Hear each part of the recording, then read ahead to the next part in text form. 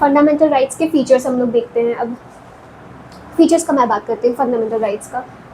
सबसे पहला फीचर है अवेलेबल किसके किसके पास है फंडामेंटल राइट्स, मतलब सिटीजन्स के पास कौन से फंडामेंटल राइट्स अवेलेबल है। मैं आपको ये ट्रिक भी बताऊंगी कि आप लोग कैसे ये याद कर सकते हो। पूरे इतने को याद करने से अच्छा है कि आप बस 5 याद रखो, तो इससे आप लोगों का क्वेश्चन बन जाएगा अगर टेस्ट सीरीज में आता है तो, कि कौन से फंडामेंटल राइट्स सिटीजन्स के पास है, only citizens, exclusive to citizens of India, कौन से फंडामेंटल राइट्स दोनों सिटीजन्स एंड फॉरेनर्स के पास है। इसको याद करने से अच्छा है कि आप इसको याद कर लो। ओके, फिर मैं इसको भी डिस्कस करूँगी। फिर नॉट एब्सोल्यूट, फंडामेंटल राइट्स जो होते हैं ना वो एब्सोल्यूट नहीं होते हैं, फिर इसका मतलब हम लोग देखेंगे। एंड फिर हम लोग अगेंस्ट किसके किसके है, फिर पॉजिटिव एंड नेगेटिव कैरेक्टर। तो इस तरीके से मैंने पूरे फीचर को आप लोग इस छोटे छोटे वर्ड्स में याद रखोगे तो अच्छे से याद हो जाता है और रिवाइज करने में भी बनता है। अब मैं बात करती हूँ अवेलेबल किसके किसके पास है। कौन से फंडामेंटल राइट्स सिर्फ और सिर्फ सिटीजन्स के पास अवेलेबल है, कौन से fundamental rights citizen and foreigners दोनों के पास है अवेलेबल। ओनली सिटीजन्स के पास है आर्टिकल सिर्फ पाँच फंडामेंटल राइट्स जो है आप लोग देख सकते हो। मतलब हमने आर्टिकल 12 से आर्टिकल 35 तक फंडामेंटल राइट्स होते हैं।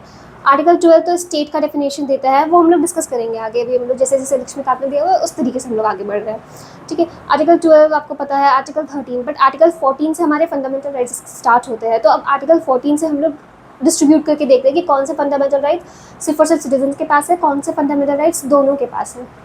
Article 15, article 16, article 19, article 29, article 30, ये सारे जो फंडामेंटल राइट्स हैं ना, ये सिर्फ और सिर्फ एक्सक्लूसिव टू सिटीजन्स हम ही लोग के पास है।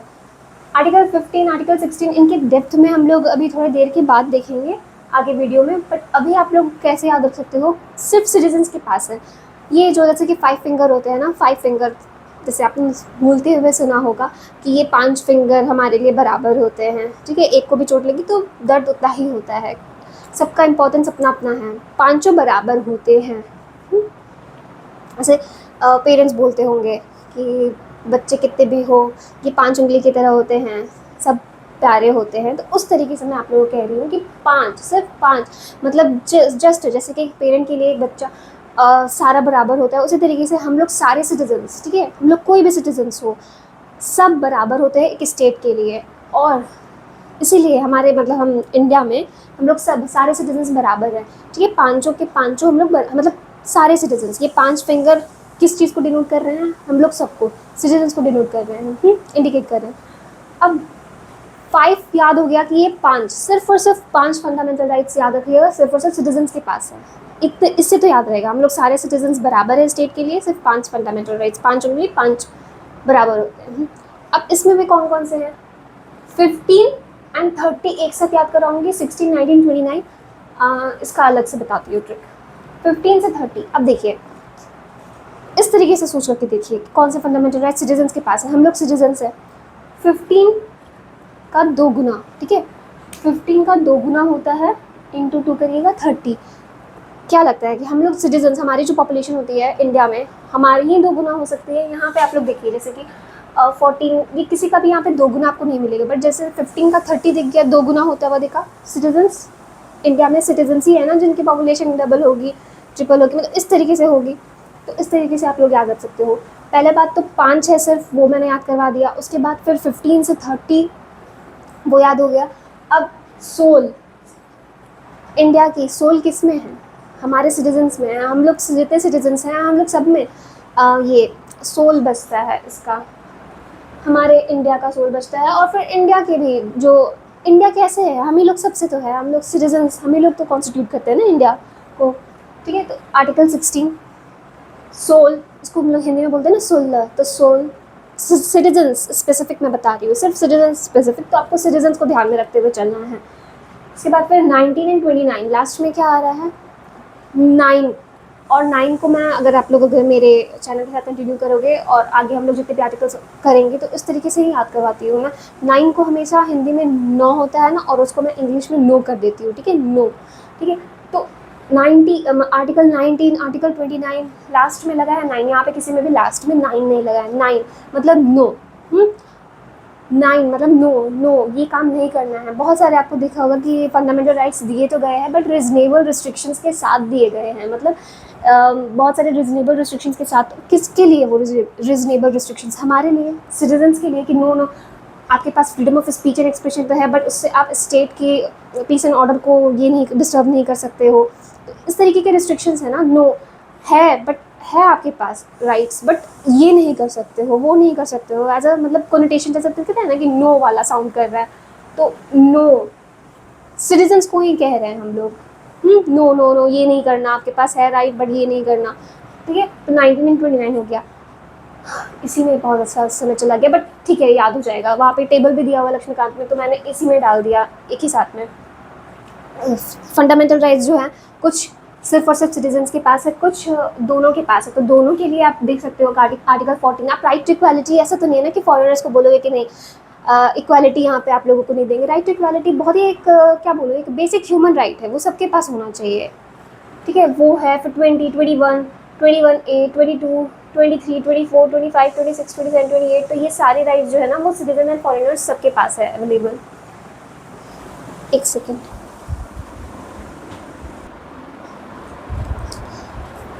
तो इतने सारे आपने देखा, article 23, article 24, article 25, article 26, article 27, article 28। जैसे कि मैंने बोला कि इसको याद करने से अच्छा वो 5 याद कर लो जो सिटीजन्स के पास है, सिटीजन्स 5, इस तरीके से याद हो जाएगा। अब मैं बात करती हूँ कि फंडामेंटल राइट्स जो होते हैं ना, उनके पहली फीचर तो आपने देख ली, अवेलेबिलिटी देख ली। ठीक है, आपको मैं ये बोल रही हूँ कि आप ए याद रखिएगा, सबसे पहला ए याद रखिए, क्योंकि इसका एक एक्रोनिम बनाऊंगी लास्ट में फीचर्स का एक। ठीक है, तो यहाँ से ए हो गया अवेलेबल, उसके बाद हो गया नॉट एब्सोल्यूट, फिर से ए याद रखिएगा। ठीक है, एब्सोल्यूट नहीं होता फंडामेंटल राइट्स। उसका क्या मतलब है एब्सोल्यूट नहीं होता? मतलब फंडामेंटल राइट्स हैं आपके पास, लेकिन फंडामेंटल राइट्स जो है ना विथ सर्टेन रिजनेबल रिस्ट्रिक्शंस के साथ आते हैं। आपको दिए गए हैं फंडामेंटल राइट्स, लेकिन कुछ रिजनेबल रिस्ट्रिक्शंस के साथ दिए गए हैं। और वो क्यों दिए गए हैं? रिजनेबल रिस्ट्रिक्शंस क्यों एग्जिस्ट करता है? क्यों नहीं हम लोगों को एक पूरी आज़ादी है, फ्रीडम ऑफ स्पीच है, सबके पास होनी चाहिए, और उसमें रिस्ट्रिक्शन क्यों है? ताकि बैलेंस किया जा सके बिटवीन द इंडिविजुअल लिबर्टी। मैंने फंडामेंटल राइट्स जो होते हैं ना, जब भी बात आए तो लिबर्टी से रिलेटेड है, वो आज़ादी से रिलेटेड है, फ्रीडम से रिलेटेड है। ठीक है, लेकिन ठीक है फंडामेंटल राइट्स आपकी आज़ादी से रिलेटेड है, इंडिविजुअल लिबर्टी से रिलेटेड है, लेकिन एक बैलेंस भी तो होना चाहिए ना। अगर मान लो किसी को इस तरीके का फंडामेंटल राइट्स दे दिए हैं जो कि एक कलेक्टिव सोसाइटी के कॉन्शियस को हार्म पहुंचाती है, कलेक्टिव सोसाइटल बिलीफ को हार्म पहुंचाती है, वो इस तरीके का कोई इंसान बात कर रहा है, तो उस मतलब इसीलिए फंडामेंटल राइट्स उस एक्सटेंड तक ना चले जाए, उस एक्सटेंड तक फंडामेंटल राइट्स को एक्सप्लॉइट ना किया जाए सोसाइटी में, इसीलिए रिजनेबल रिस्ट्रिक्शंस एग्जिस्ट करती है। Balance between the individual liberty and the collective societal interest, इस चीज़ के लिए हमने उसको एब्सोल्यूट नहीं रखा है फंडामेंटल राइट्स को। थर्ड फीचर पे आते हैं, किसके अगेंस्ट अवेलेबल है। मुझे आप लोग देख सकते हो कि फीचर्स का अगर बात आप लोग मतलब मैं बोलूँ फीचर्स का, तो अभी तक हमने 3A पढ़ लिया है। ठीक है, अवेलेबल देखा, नॉट एब्सोल्यूट, एब्सोल्यूट नहीं है। उसके बाद फिर हम बात करते हैं कि किसके अगेंस्ट अवेलेबल है। Against the arbitrary, fundamental rights जो है वो किसके अगेंस्ट अवेलेबल है? Against the arbitrary action of the state, उनके स्टेट के आर्बिट्ररी एक्शन के अगेंस्ट है। अभी हम लोग आगे ये सबका मतलब देखेंगे। ठीक है, फिर state and the private individuals, क्या फंडामेंटल राइट सिर्फ और सिर्फ against the state, against the arbitrary action of the state he available है? नहीं, कुछ फंडामेंटल राइट्स जो होते हैं ना वो against the state and the private individuals के एक्शन के अगेंस्ट भी अवेलेबल होते हैं। फॉर एग्जाम्पल आर्टिकल 15 क्लॉज 2 आगे पढ़ेंगे हम लोग। फिर अब मैं बात करती हूँ positive and the negative character fundamental rights की। 3A हो चुका था, अवेलेबल, फिर नॉट एब्सोल्यूट, उसके बाद फिर अगेंस्ट। अब मैं बात करती हूँ P, ठीक है, कैरेक्टर, या फिर C याद रख लीजिए। ठीक है, AAA फिर C, positive and the negative character fundamental rights का। अगर मैं निगेटिव कैरेक्टर का बात करती हूँ पहले कि ये क्या मतलब होता है फंडामेंटल राइट्स का negative character, limit the state power to protect the individual liberty. Fundamental rights जो होते हैं ना वो कैसे मतलब एक्ट करते हैं as a limitation on the power of the state. ठीक है, क्यों स्टेट के पावर पे एक लिमिटेशन के तौर पे एक्ट करते हैं? क्योंकि फंडामेंटल राइट्स ताकि प्रोटेक्ट किया जा सके फंडामेंटल राइट्स के थ्रू इंडिविजुअल लिबर्टी को प्रोटेक्ट करना है हमें फंडामेंटल राइट्स के थ्रू। और इसीलिए इसको निगेटिव भी, इसका कैरेक्टर क्या दिया हुआ है फंडामेंटल राइट्स का? निगेटिव कैरेक्टर, मतलब वो रोक रहा है स्टेट को कुछ करने से, निगेटिव इन द सेंस रोकना। ठीक है, इसीलिए फंडामेंटल राइट्स का यहाँ पे निगेटिव कैरेक्टर है। पॉजिटिव कैरेक्टर का मतलब क्या है फंडामेंटल राइट्स का? कुछ फंडामेंटल राइट्स जो होते हैं ना वो रिक्वायर करते हैं, मतलब स्टेट को बोलते हैं कि उनको एफर्मेटिव एक्शंस लेने होंगे to ensure the social and economic justice. इस चीज़ को इंश्योर करने के लिए स्टेट को कुछ स्टेप्स लेना होगा। फंडामेंटल राइट्स को बहुत सारे ऐसे फंडामेंटल राइट्स हैं जैसे कि फॉर एग्जांपल ये अनटचेबिलिटी को आपको सिर्फ ऐसे बोल देने से कि अनटचेबिलिटी प्रैक्टिस नहीं किया जाएगा वरना पनिशमेंट मिलेगा, नहीं, स्टेट को कानून लाने पड़ेंगे इस चीज़ के लिए, तभी जाकर के ये चीज़ इम्प्लीमेंट हो सकती है ना। तो वही है पॉजिटिव कैरेक्टर, मतलब वो रिक्वायर करता है स्टेट को, वो स्टेट को डायरेक्ट मतलब फंडामेंटल राइट्स जो है वो स्टेट को एक तरीके का आप कह सकते हो कि एक रिस्पॉन्सिबिलिटी दे रहा है कि आप लोग कुछ अफर्मेटिव एक्शंस लो ताकि सोशल और इकोनॉमिक जस्टिस इंश्योर हो सके। फिर मैं बात करती हूँ फिफ्थ कैरेक्टरिस्टिक का, ट्रिपल ए, फिर सी, फिर जे, ठीक है, triple A C J, C for character और जे फॉर जस्टिसेबल, और फिर डायरेक्ट जस्टिसेबल है मतलब जस्टिसेबल इन द सेंस कि आप लोग फंडामेंटल राइट्स आपका वायलेट होता है तो आप लोग कोर्ट जा सकते हो। और फिर डायरेक्ट अपील, यहाँ पे एक सेकंड मतलब ये फिफ्थ और ये सिक्स्थ फीचर आप कह सकते हो कि direct appeal to the Supreme Court. मतलब ऐसा नहीं है कि फंडामेंटल राइट्स आपका वायलेट हुआ है तो आपको वेट करना पड़ेगा कि आपको मतलब लोअर कोर्ट से जाना पड़े, ऊपर थ्रू वे ऑफ अपील जाना पड़े सुप्रीम कोर्ट, नहीं। अगर आपका फंडामेंटल राइट वायलेट हुआ है, आपको लगता है कि फंडामेंटल राइट आपका वायलेट किया है स्टेट ने, तो आप जा सकते हो, सीधे सुप्रीम कोर्ट जा सकते हो, डायरेक्ट अपील कर सकते हो अंडर आर्टिकल 32। फिर नॉट सैक्रोसैंक्ट और परमानेंट, फंडामेंटल राइट्स जो होते हैं ना वो परमानेंट नहीं होते हैं, सैक्रोसैंक्ट नहीं होते हैं। सैक्रोसैंक्ट का मतलब परमानेंट नहीं होते हैं फंडामेंटल राइट्स। पार्लियामेंट चाहे तो वो कर्टेल और रिपील कर सकती है हमारे फंडामेंटल राइट्स को। कर्टेल का मतलब फंडामेंटल राइट्स का जो स्कोप है उसको थोड़ा सा शॉर्टन कर देना, उसको रिड्यूस कर देना, लिमिट कर देना फंडामेंटल राइट्स के स्कोप को, ठीक है। कर्टेल का ये मतलब होता है। रिपील मतलब कंप्लीटली वो फंडामेंटल राइट को हटा देना। फॉर एग्जाम्पल आपने पढ़ा होगा 44th कॉन्स्टिट्यूशनल अमेंडमेंट एक्ट ने अभी थोड़ी देर पहले कि वीडियो में, अगर ये वीडियो अगर मेरे फर्स्ट वीडियो जो मैंने बनाया है वो अगर अटैच नहीं हुआ होगा तो मैं दूसरे वीडियो में डाल दूँगी, ठीक है। उसमें मैंने बताया है कि 44th अमेंडमेंट एक्ट जो है उसने हमारे एक फंडामेंटल राइट्स को, राइट टू प्रॉपर्टी को रिपील किया है। तो रिपील का मतलब कंप्लीटली उस चीज़ को कैंसिल कर देना, फंडामेंटल राइट्स को, ठीक है। तो पार्लियामेंट चाहे तो वो कर्टेल और रिपील कर सकती है फंडामेंटल राइट्स को। कैसे कर सकती है? Through the constitutional amendment. सिर्फ और सिर्फ अगर पार्लियामेंट चाहती है कि हमारे फंडामेंटल राइट्स को वो कर्टेल या सिर्फ लिमिट भी करना हो ना हमारे फंडामेंटल राइट्स में, थोड़ा सा भी उसको अगर छेड़छाड़ करना पार्लियामेंट को, थोड़ा सा भी इधर उधर करना हमारे फंडामेंटल राइट्स में, तो उसको पार्लियामेंट को ना कॉन्स्टिट्यूशनल अमेंडमेंट एक्ट्स लाने पड़ेंगे, संविधान को अमेंड करना पड़ेगा इस चीज़ के लिए। लेकिन बस शर्त है कि उसको बेसिक स्ट्रक्चर बिना वायलेट किए हुए, बिना बेसिक स्ट्रक्चर को वायलेट किए हुए पार्लियामेंट हमारे फंडामेंटल राइट्स को कर्टेल और रिपील कर सकती है through the constitutional amendment acts.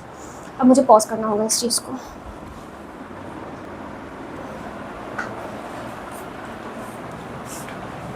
देखिए अब हम लोग बात करते हैं सेवेंथ फीचर की, ठीक है। फंडामेंटल राइट्स जो होते हैं ना वो सस्पेंड भी किए जा सकते हैं। हमारे पास जो फंडामेंटल राइट्स है वो सस्पेंड भी किए जा सकते हैं। कब कब सस्पेंड किए जा सकते हैं? जब नेशनल इमरजेंसी का कंडीशन आया हो, ठीक है, under article 352 national emergency impose किया हो। लेकिन तब भी दो ऐसे राइट्स हैं जो कि आपके सस्पेंड तब भी नहीं किए जाएंगे भले नेशनल इमरजेंसी भी क्यों ना लगा हो। कौन कौन से वो राइट्स हैं? एक्सेप्ट आर्टिकल मतलब आर्टिकल 20 एंड आर्टिकल 21, इनके मतलब जब नेशनल इमरजेंसी लगा होगा तो आपके जितने भी फंडामेंटल राइट्स हैं वो सस्पेंड हो सकते हैं, बट आर्टिकल 20 एंड आर्टिकल 21 नहीं होंगे सस्पेंड। ये 44th कॉन्स्टिट्यूशनल अमेंडमेंट एक्ट के द्वारा ऐड किया गया था ये प्रोविज़न को, एक्सेप्ट आर्टिकल 20 एंड 21, ठीक है। अब मैं बात करूँ कि ये जो आर्टिकल 19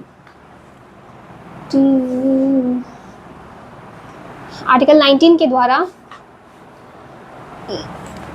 जो 6 फंडामेंटल राइट्स आप लोगों को दिए गए हैं वो हम लोग आगे पढ़ेंगे भी। जो 6 फंडामेंटल राइट्स दिए गए हैं आर्टिकल 19 के द्वारा वो भी सस्पेंड किए जा सकते हैं, लेकिन सिर्फ और सिर्फ एक्सटर्नल इमरजेंसी जब लगेगी तभी। इंटरनल इमरजेंसी, एक्सटर्नल इमरजेंसी होती है, ठीक है। इंटरनल इमरजेंसी जैसे कि आर्म्ड रिबेलियन हो गया, ये सब पे लगा। लेकिन आर्टिकल 19 के द्वारा जो 6 फंडामेंटल राइट्स दिए गए हैं वो तभी सस्पेंड होंगे जब एक्सटर्नल इमरजेंसी लगा होगा कंट्री में। एक्सटर्नल इमरजेंसी कैसे लग सकता है? एक्सटर्नल इमरजेंसी सिर्फ 2 ग्राउंड पे एक्सटर्नल इमरजेंसी लग सकता है कंट्री में, ठीक है। On the ground of war और एक्सटर्नल एग्रेशन, तभी एक्सटर्नल इमरजेंसी लगेगा और तभी जाकर के जो ये अंडर आर्टिकल 19 6 फंडामेंटल राइट्स दिए गए हैं अंडर आर्टिकल 19 तभी सस्पेंड हो सकते हैं। अभी तक क्या क्या याद हुआ? हम लोगों को अभी तक क्या क्या याद हो गया है? ए, फंडामेंटल राइट्स किसके किसके पास अवेलेबल हैं। फिर ए किसके मतलब एब्सोल्यूट नहीं है फंडामेंटल राइट्स, फिर ए अगेंस्ट किसके किसके हैं, फिर C character positive and negative character हमने देखा, फिर जस्टिसएबल देखा, direct appeal to the Supreme Court देखा हमने अभी तक। उसके बाद फिर हमने देखा कि ये जो फंडामेंटल राइट्स होते हैं ना वो हम लोग मतलब वो सैक्रोसैंक्ट नहीं होते हैं, ठीक है। SAAA C फिर J फिर S, उसके बाद अब हम लोग इसमें आते हैं। फिर S था वहाँ पे, पहले हमने 3A देखा, अब हम लोग 3 लगातार S देखेंगे। पहला S क्या था कि सैक्रोसैंक्ट नहीं होता, दूसरा S क्या है कि सस्पेंड हो सकता है फंडामेंटल राइट्स, ये कंडीशंस भी देख लिया हमने जब सस्पेंड होता है। तो फिर तीसरा S क्या है, स्कोप ऑफ ऑपरेशन का अगर मैं बात करूँ फंडामेंटल राइट्स का, माइक ऑन है मेरा, हाँ माइक ऑन है, हाँ स्कोप का अगर मैं बात करूँ फंडामेंटल राइट्स का, तो एक मिनट मुझे चेक कर लूँगा। हाँ स्कोप का हम बात कर रहे थे, ठीक है। पहला एस था कि वो हमारा सैक्रोसैंक्ट नहीं है, दूसरा एस हो गया इसका ये सस्पेंशन वाला, फिर तीसरा स्कोप वाला हो गया। आर्टिकल देखिए हमारे जो फंडामेंटल राइट्स है ना वो लिमिट, उनके जो स्कोप है ना वो लिमिट किए जाते हैं 3 आर्टिकल्स के द्वारा। मतलब 30 ये सारे जो आर्टिकल्स हैं, article 31A, article 31B, article 31C हमारे फंडामेंटल राइट्स पे एक तरीके का लिमिटेशन एक्ट करते हैं उनके स्कोप पे। स्कोप का मतलब जैसे कि ये दायरा है फंडामेंटल राइट्स का कि हाँ यहाँ तक मतलब हमारे फंडामेंटल राइट्स वायलेट नहीं हो सकते। But article 31A, article 31B, article 31C कहीं ना कहीं हमारे फंडामेंटल राइट्स के स्कोप को थोड़ा सा कम करता है, ठीक है, लिमिट करता है इसके स्कोप को, ठीक है। Limited by article 31A, article 31B, article 31C। Article 31A हम लोग ये सब चीज़ डिटेल में पढ़ेंगे, अभी बस थोड़ा सा जान लीजिए कि 31A जो है ना वो saving of laws providing for the acquisition of state, मतलब अगर सरकार को कोई, मान लीजिए कोई प्राइवेट ज़मीन है उसको सरकार को लेना है तो वो उस तरीके से कानून बना सकती है, ये सब चीज़ है। फिर आर्टिकल 31B जो है वो बोलता है कि बहुत सारे जो एक्ट्स रेगुलेशंस जो बनाए जाते हैं अगर उसको 9th शेड्यूल में रख दिया गया है तो वो वैलिड होंगे, जुडिशियल रिव्यू से थोड़ा सा सेफ रहेगा। ये सब चीज़ हम लोग इसको डिटेल में पढ़ेंगे जैसे लक्ष्मीकांत ने दिया होगा उस तरीके से, ये सब चीज़ कवर होगा बाद में। अभी बस हम लोग फीचर्स देख रहे हैं ऊपर ऊपर से। उसके बाद फिर आर्टिकल 31C जो है वो कुछ डायरेक्टिव प्रिंसिपल्स हैं उनको मतलब इन्फोर्स करने के लिए दिया गया है कि अगर मान लीजिए स्टेट को कुछ डायरेक्टिव प्रिंसिपल्स को इन्फोर्स करने के लिए जाती है तो फंडामेंटल राइट्स के साथ अगर वायलेशन होता है तो वो सारे कानून कहीं वायलेट ना हो जाए, वो सब लॉज कहीं सुप्रीम कोर्ट के द्वारा वायलेट मतलब नल एंड वॉइड ना हो जाए, तो उस चीज़ को सेव करने के लिए 31C लाया गया है। आप लोग आगे इसको देखते हैं अभी। फिर आर्टिकल 33, ये आर्टिकल 33 मैंने डिट्टो लक्ष्मीकांत से कॉपी नहीं किया है, ठीक है, वहाँ पे बहुत शॉर्ट में प्रोवाइडेड था, ये मैंने बेयर एक्ट लिखा हुआ है आर्टिकल 33। और मैं चाहूँगी कि आप लोग भी सिर्फ बुक से ना पढ़े, वो बेयर एक्ट्स में तो खैर अपने वीडियो में पूरा बेयर एक्ट्स को ही कंप्लीट करूँगी, जितना हम लोग देखेंगे आर्टिकल 12 से लेकर के ये सब चीज़, तो बेयर एक्ट से हम लोग पढ़ेंगे। अब आर्टिकल 33 का अगर मैं बात करूँ तो पार्लियामेंट में बाय लॉ डिटरमाइन कर सकता है, ये जितने भी हमने पार्ट 3 में फंडामेंटल राइट्स हम लोग पढ़ेंगे ना, पार्ट 3 में हम लोग जितने भी फंडामेंटल राइट्स पढ़ेंगे वो सारे फंडामेंटल राइट्स जो पार्ट 3 में प्रोवाइड किए गए हैं पार्लियामेंट में बाय लॉ कानून के द्वारा डिटरमाइन कर सकता है application of the fundamental rights provided in part 3(2). मतलब ये सारे जो लोग हैं ना, members of the armed forces, members of the forces charged with the maintenance of public order, persons employed by the state for the purpose of intelligence और the counter intelligence, ये सारे जो लोग होंगे, ये सारे जो हमारे फोर्सेस के, ब्यूरो के, इंटेलिजेंस के जो मेंबर्स हैं, उनके भी तो, वो भी तो हमारे सिटीजन्स हैं ना हमारे कंट्री के, तो उनके पास भी तो फंडामेंटल राइट्स है। अगर वो लोग मान लीजिए एक्सरसाइज करने लगे right to freedom of speech and expression, बताने लगे जो भी प्लानिंग चल रहा है वो बताने लगे, मीडिया को कम्युनिकेट करने लगे, तो इससे हमारे सिक्योरिटी प्रॉब्लम हो सकती है। तो इसीलिए इस पर्पज़ के लिए आर्टिकल 33 जो है वो प्रोवाइड करता है कि पार्लियामेंट कानून के द्वारा उस चीज़ को, ये फंडामेंटल राइट्स, कुछ फंडामेंटल राइट्स को वो रोक सकती है इन मेंबर्स पे अप्लाई होने से, मतलब रोक सकती है, मतलब कुछ दायरा इनका कम कर सकती है। हो सकता है कि बहुत सारे फंडामेंटल राइट्स इन लोगों को ना दिए गए हों इन लोगों को, ताकि हमारी कंट्री की सिक्योरिटी इंश्योर रहे, ठीक है। अब वो कौन कौन हैं? Members of the armed forces के मेंबर्स, उन पे उनके मतलब हमारे, देखिए जैसे कि फंडामेंटल राइट्स हमारे कॉन्स्टिट्यूशन में जो भी प्रोवाइड किए गए हैं वो हमारे पास हैं और जितने हैं सब अप्लाई होते हैं। बट अगर मैं इन मेंबर्स का बात करूँ तो हमारे पास अगर इतने फंडामेंटल राइट्स हमारे पास अप्लाई होते हैं ना, तो हम लोग उतना एक क्या बोले, एक ऊंचा पोस्ट हम लोग, जैसे कि मैं अपना बात करती हूँ तो मैं अभी उतना एक सर्वोच्च पोस्ट एक्वायर नहीं करती हूँ मैं, तो मेरे ऊपर इतना सारा स्कोप है, ठीक है, बट जिन लोगों के पास बहुत ज़्यादा जिम्मेदारी है, तो बहुत सारे फंडामेंटल राइट्स जो हमारे कंट्री के सिक्योरिटी से थोड़ा ये खा सकते हैं, मतलब हमारे कंट्री की सिक्योरिटी को थोड़ा बहुत कहीं रिस्क ना हो जाए, इस चीज़ के लिए इनके स्कोप को थोड़ा कम किया गया है, इसलिए, ठीक है। Members of the armed forces, members of the forces charged with the maintenance of the public order. पहला क्लॉज में आपने देख लिया कि किन के पास फंडामेंटल राइट्स अप्लाई होने, मतलब रिस्ट्रिक्ट कर सकती है पार्लियामेंट अप्लाई होने से कुछ फंडामेंटल राइट्स को।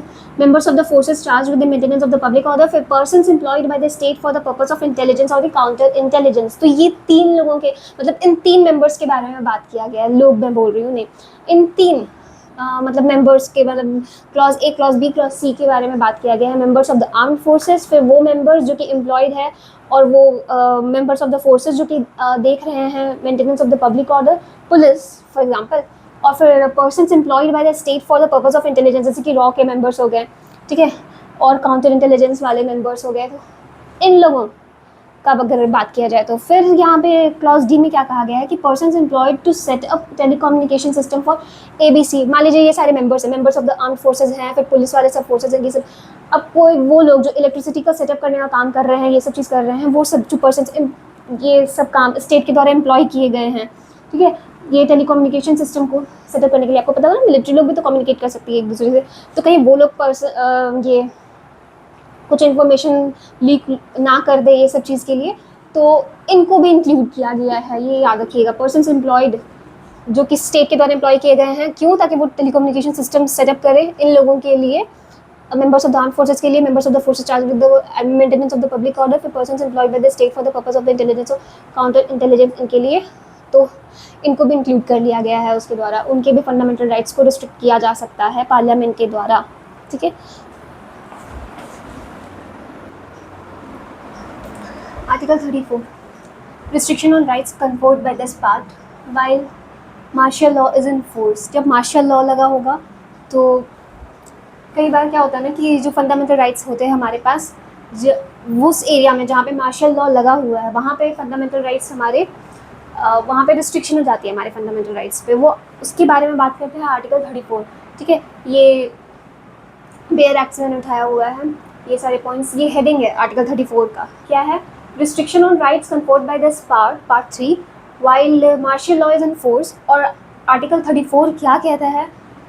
पार्लियामेंट में बाई लॉ, पार्लियामेंट जो है कानून बना करके चाहे तो indemnify any person in service of the union और स्टेट। मान लीजिए कोई पर्सन है जो कि यूनियन और स्टेट में काम कर रहा है, फॉर एग्जांपल आप ले लीजिए ना आर्म्ड फोर्सेस के मेंबर्स, ठीक है, वो काम करते हैं, यूनियन में एम्प्लॉयड होते हैं, सेंट्रल आर्म्ड फोर्सेस या ले लीजिए, या फिर स्टेट में एम्प्लॉयड हैं, ठीक है। तो पार्लियामेंट कानून के द्वारा उसको इंडेमनीफाई कर सकता है, मतलब उसको प्रोटेक्ट कर सकता है। एक तरीके से आप कह सकते हो कि उसको एक सर्कल बना करके उसको प्रोटेक्शन प्रोवाइड कर सकता है पार्लियामेंट, ठीक है। ताकि सिर्फ यहाँ पे ये नहीं है कि इंडेमनीफाई एनी पर्सन, कोई ऐसा पर्सन जो कि यूनियन और स्टेट के सर्विस में है, नहीं, यहाँ पे और एक चीज़ मेंशन था, और any other person in respect of any act done for the restoration of order in any area within the territory of India where martial law was in force। जहाँ पे मार्शल लॉ लगा हुआ था, कोई ऐसा भी इंसान जो कि स्टेट और यूनियन के सर्विस में नहीं भी है, और अगर वो इंसान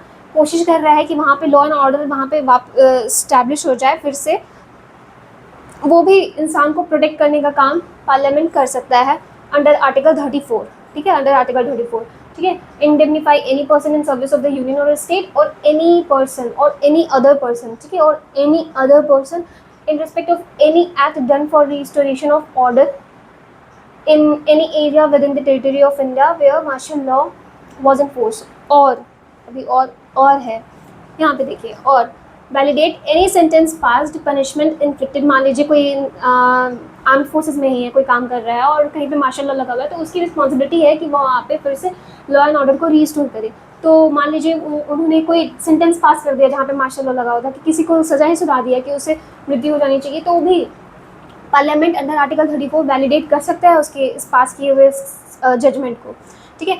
पनिशमेंट इन्फ्लिक्टेड, मान लीजिए किसी को पीट दिया गया है, किसी को फ्रीडम ऑफ एक्सप्रेशन मान लीजिए वहाँ पे था और उसको ये कर दिया गया है, दबा दिया गया है उस समय जब मार्शल लॉ लगा हुआ था। और किसी को मान लीजिए कोई वहाँ पे आकर के कर रहा है, कुछ प्रोटेस्ट कर रहा है, तो और उससे पिटाई पड़ गई, तो भी पार्लियामेंट इसको अंडर आर्टिकल 34 प्रोटेक्ट कर सकती है उस इंसान को सज़ा सुनवाने। मतलब मान लीजिए जिस भी पुलिस ऑफिसर ने उस दूसरे बंदे को मारा, क्योंकि वो प्रोटेस्ट वहाँ पे कर रहा था, मार्शल लॉ लगा हुआ था और वो और सिचुएशन को भड़काने का काम कर रहा था, तो उसको जब मार दिया, तो फिर अगर मान लीजिए वो बंदा जाकर के केस कर देता है जिसको पिटाई पड़ा है कि कोर्ट में कि इन्होंने मेरे फंडामेंटल, वो पुलिस ऑफिसर ने मेरे फंडामेंटल राइट को वायलेट किया, तो नहीं, पार्लियामेंट अंडर आर्टिकल 34 उसको इंडेमनीफाई कर सकती है, उसको प्रोटेक्ट कर सकती है वो पुलिस ऑफिसर वाले बंदे को। ठीक है, फॉर फ्यूचर ऑर्डर, मान लीजिए उस बंदे ने बोला कि ये ज़मीन जब्त कर लो, वो पुलिस ऑफिसर ने, तो ये सारी चीज़ें जो किया गया है ना, वो सब चीज़ को पार्लियामेंट एक तरीके से इंडेमनीफाई कर सकती है, सुरक्षा प्रदान कर सकती है। ठीक है, और एक्ट और other act done under the martial law. तो एक बार फिर से हम लोग पढ़ लेते हैं आर्टिकल 34 को। आर्टिकल 34 क्या कहता है? Restriction on the rights conferred by this part while martial law is in force, Parliament may by law indemnify any person in service of the union or a state or any other person in respect of any act done for restoration of order in any area within the territory of India where martial law was in force, or validate any sentence, passed, punishment inflicted, forfeiture order or any other act done under the martial law। Article 35 का अगर मैं बात करूँ तो article 35 bare act मैंने जब open करके देखा था वो बहुत ही बड़ा था और ऐसा कुछ वहाँ से क्वेश्चन भी बनता हुआ नहीं दिखता है मुझे, और वो उतना इम्पॉर्टेंट भी नहीं लगा मुझे कि मैं उतना बड़ा सारा चीज़ लिखूँ, तो इसके लिए मैंने इसको समराइज करके लिख दिया है कि, और उसका हेडिंग बस ये था कि legislation to give effect to the provisions of this part 3 में जो भी फंडामेंटल राइट्स दिए गए हैं, तो उसका कानून बनाने का अधिकार किसको दिया गया है? तो अंडर आर्टिकल 35 वो काम जो है वो पार्लियामेंट को दिया गया है। ठीक है, स्टेट लेजिस्लेचर को कानून वो अधिकार नहीं दिया गया है फंडामेंटल राइट्स को इन्फोर्स करवाने का काम। ठीक है, मतलब फंडामेंटल राइट्स पे अगर कोई कानून बनाना है ताकि पूरे कंट्री में एक यूनिफॉर्मिटी बना रहे उसके एप्लीकेशन के रिगार्डिंग, तो वो काम पार्लियामेंट को दिया गया है अंडर आर्टिकल 35। ठीक है, कुछ जो होते हैं ना फंडामेंटल राइट्स वो सेल्फ एग्जीक्यूटरी होते हैं, वो खुद से हो जाते हैं इन्फोर्स। ठीक है, डायरेक्टली इन्फोर्सेबल होते हैं कुछ। Freedom of speech and expression आपके पास है, आप एक्सरसाइज करो उस राइट को, इसके लिए क्या पार्लियामेंट कानून बनाया है इसमें। ठीक है, कुछ जो होते हैं उनके लिए नेसेसरी लॉज की ज़रूरत होती है, जैसे कि ये प्रोटेक्शन अगेंस्ट एक्सप्लॉइटेशन दिया है ना, राइट अगेंस्ट एक्सप्लॉइटेशन। ठीक है, फिर जो ये सब चीज़ के लिए जैसे कि ह्यूमन ट्रैफिकिंग होता है, ये सब चीज़ होता है, चाइल्ड लेबर होता है, तो इनके खिलाफ कानून का ज़रूरत होता है। जो वो कानून कौन लेके आएगा? वो कानून पार्लियामेंट लेकर के आएगी। और अगर पनिशमेंट भी देना होगा वायलेशन करने के लिए, फंडामेंटल राइट्स को अगर वायलेट किया जाता है तो उसका जो पनिशमेंट भी होगा वो पार्लियामेंट ही डिसाइड करेगी। तो इस वीडियो को मैं ज़्यादा लंबा ना हो जाए इसलिए इतना ही समराइज़ करती हूँ। आगे आर्टिकल 12, 13, 14 मैं सोचूंगी कि एक ही वीडियो में कर दूँ। ठीक है, इसको मैं अभी बंद करती हूँ इस वीडियो को। Thank you.